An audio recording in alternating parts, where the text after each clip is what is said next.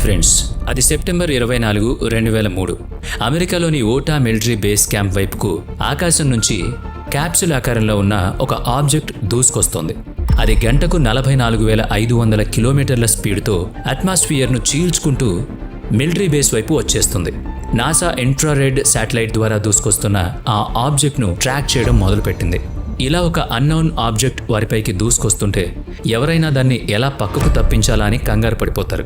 కానీ నాసాలో మాత్రం అలా లేదు. చాలా ఆశ్చర్యంగా సైంటిస్టులందరూ ఆ ఆబ్జెక్ట్ని వారి వైపుకు దూసుకొస్తున్నందుకు చాలా హ్యాపీ అయిపోయారు. వాళ్ళంతా అంత సంతోషపడడానికి కారణం ఏంటి? అసలు క్యాప్సూల్ లోపల ఏముంది? రండి అదేంటో ఈ వీడియోలో డీటెయిల్గా చెప్పుకుందాం. ఈ వీడియోని ఎక్కడ స్కిప్ చేయకుండా చూడండి, ఎందుకంటే ఎంతో ఇంట్రెస్టింగ్గా ఉండబోతోంది. 2016లో నాసా భూమి నుంచి 84,80,09,981 కిలోమీటర్ల దూరంలో ఉన్న 101955 బెన్ను అనే ఆస్ట్రాయిడ్ పైకి ఒసైరిస్ రెస్ అనే స్పేస్ షిప్ను పంపింది. ఈ సంవత్సరం అంటే 7 సంవత్సరాల తర్వాత ఆ స్పేస్ షిప్ ఆస్ట్రాయిడ్ ఉపరితలంపై ఉన్న శాంపిల్స్ను తీసుకుని తిరిగి భూమికి వస్తోంది.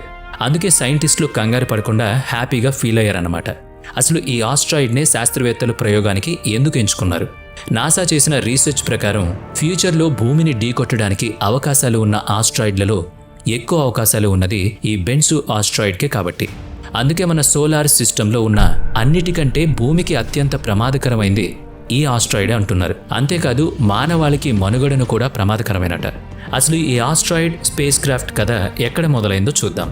సెప్టెంబర్ 8, 2016లో నాసా $1 బిలియన్ ఖర్చు పెట్టి ఒసైరిస్ రెక్స్ మిషన్ను లాంచ్ చేసింది.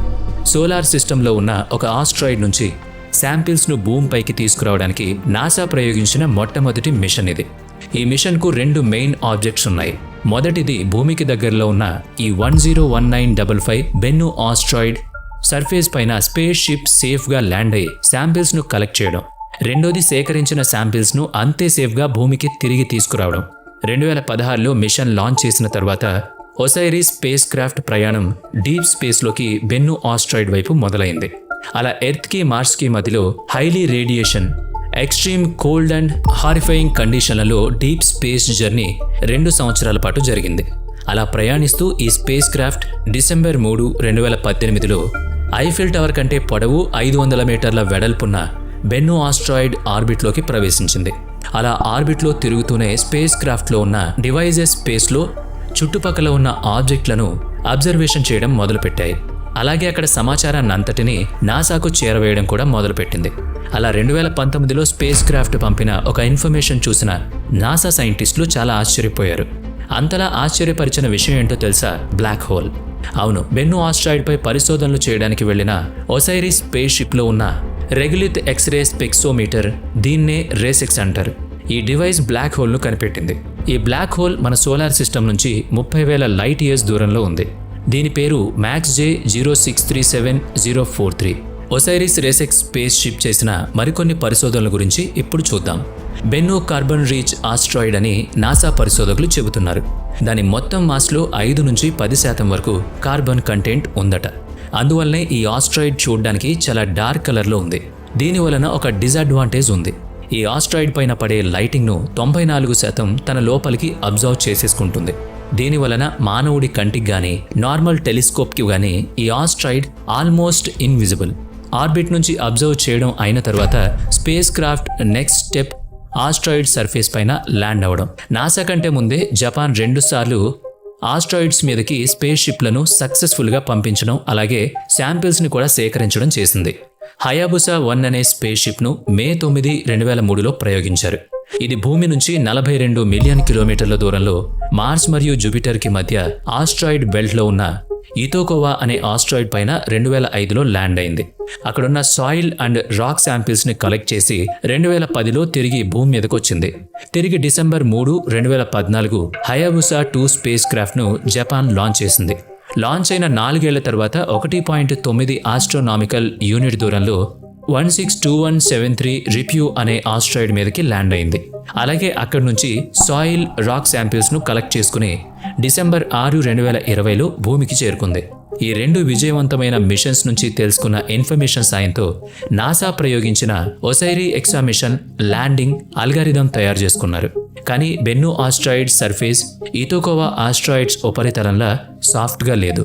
దీంతో నాసాకి పెద్ద షాక్ తగిలినట్టయింది. ఆస్ట్రాయిడ్ ఉపరితలం చాలా గతుకులుగా ఉంది. సాఫ్ట్ ల్యాండింగ్ చాలా కష్టం అనేది తెలిసిపోయింది. జపాన్ హైబుసా మిషన్ను బేస్ చేసుకుని నాసా ల్యాండింగ్ సైట్ 50 మీటర్స్ ఉండేలా ప్లాన్ చేసుకుంది. కానీ ఈ బెన్ను ఆస్ట్రాయిడ్ మీద స్పేస్ అసలు చదునుగా లేదు. ఇక ల్యాండింగ్ శాంపిల్ కలెక్షన్ అనేది ఇంపాసిబుల్ అని సైంటిస్టులు అనుకున్నారు.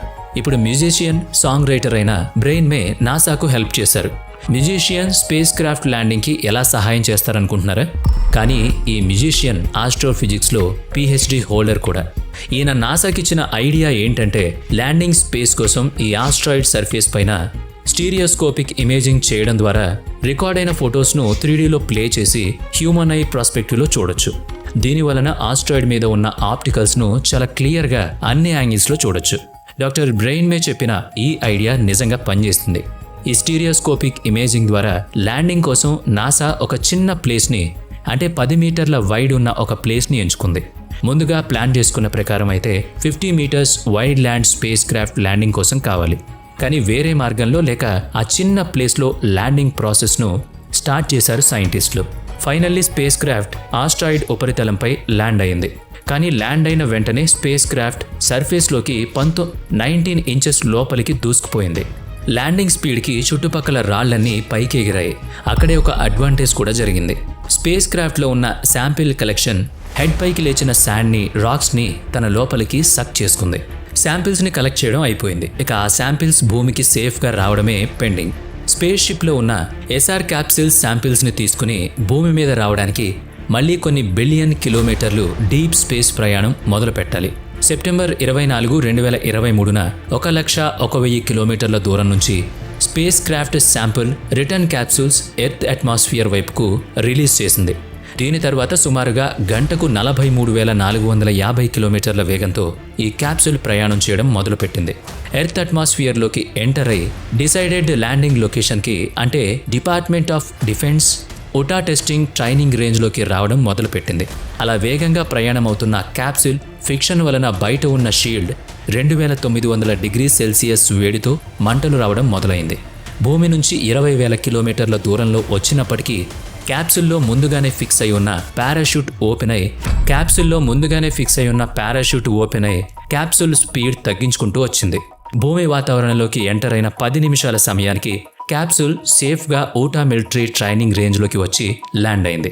Capsule recovery.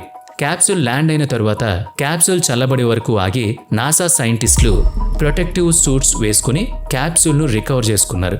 నాసాలోని జాన్సన్ స్పేస్ సెంటర్లో సైంటిస్టులు క్యాప్సూల్లో నైట్రోజన్ గ్యాస్ను కంటిన్యూస్గా పాస్ చేస్తూ క్యాప్సూల్ని ఓపెన్ చేశారు. ఎందుకంటే క్యాప్సూల్లో ఉన్న శాంపిల్స్ భూమిపైన ఉన్న వాతావరణంలో ఉన్న గ్యాస్తో కానీ పార్టికల్స్తో కానీ కంటామినేట్ అవ్వకుండా ఉండడానికి హెల్ప్ చేస్తుంది. Nitrogen gas most of chemical కాంపౌండ్స్తో రియాక్ట్ అవ్వదు. ఈ రీసెర్చ్ వలన సోలార్ సిస్టంలో ఉన్న ఆరిజిన్ గురించి కొంత ఇన్ఫర్మేషన్ తెలుస్తుంది.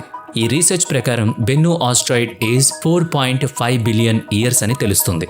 సూర్యుడికి 4.6 బిలియన్ ఇయర్స్ ఏజ్ ఉంటుంది. అంటే ఈ ఆస్ట్రాయిడ్ మన సోలార్ సిస్టమ్ తయారైన 10 మిలియన్ సంవత్సరాల తర్వాత ఫామ్ అయిందన్నమాట. నాసా ఈ బెన్ను ఆస్ట్రాయిడ్ శాంపిల్స్ను 25% వరకు ప్రపంచంలోని వేరువేరు స్పేస్ ఏజెన్సీలకు చెందిన 200 సైంటిస్టులకు రీసెర్చ్ కోసం పంపించింది. ఈ ఆస్ట్రాయిడ్ ఇన్వెస్టిగేషన్ తర్వాత తెలిసింది ఏంటంటే ఈ బెన్ను ఆస్ట్రాయిడ్ ఆర్బిట్ మరియు ఎర్త్ ఆర్బిట్ ఒకదానికి ఒకటి క్రాష్ అవుతున్నాయట. అందువల్లే ఈ బెన్ను ఆస్ట్రాయిడ్ ఫ్యూచర్లో, అంటే సెప్టెంబర్ 24, 2182వ సంవత్సరం మధ్యాహ్నం భూమిని తాకుతుందని, భూమిని తాకుతూనే 12,000 మెగాటన్స్ ఎనర్జీను రిలీజ్ చేస్తుందని శాస్త్రవేత్తలు చెబుతున్నారు. ఇప్పటి వరకు భూమిపైన ఉన్న పవర్ఫుల్ న్యూక్లియర్ వెపన్ కంటే కూడా 24 రెట్లు ప్రభావాన్ని ఈ ఆస్ట్రాయిడ్ చూపిస్తుందట. అప్పుడు భూమిపైన పూర్తిగా కాకపోయినా చాలామంది మానవాళి ఖాళీ అయిపోతారు. 2182వ సంవత్సరంలో ఇప్పటికంటే అడ్వాన్స్డ్ టెక్నాలజీ ఉంటుందని ఎక్స్పెక్ట్ చేద్దాం. ఆ టెక్నాలజీతో ఎర్త్ని ఆస్ట్రాయిడ్ నుంచి ప్రొటెక్ట్ చేసుకుంటారని ఆశిద్దాం. మరి ఈ వీడియో మీకు ఎలా అనిపించిందో కామెంట్ చేయండి. ఇప్పటి వరకు మన ఛానల్ని సబ్స్క్రైబ్ చేసుకున్నట్లయితే ఇప్పుడే సబ్స్క్రైబ్ చేసుకుని పక్కనే ఉన్న బెల్ ఐకాన్ను క్లిక్ చేయండి. నెక్స్ట్ వీడియోలో మళ్ళీ కలుద్దాం. Thanks for watching.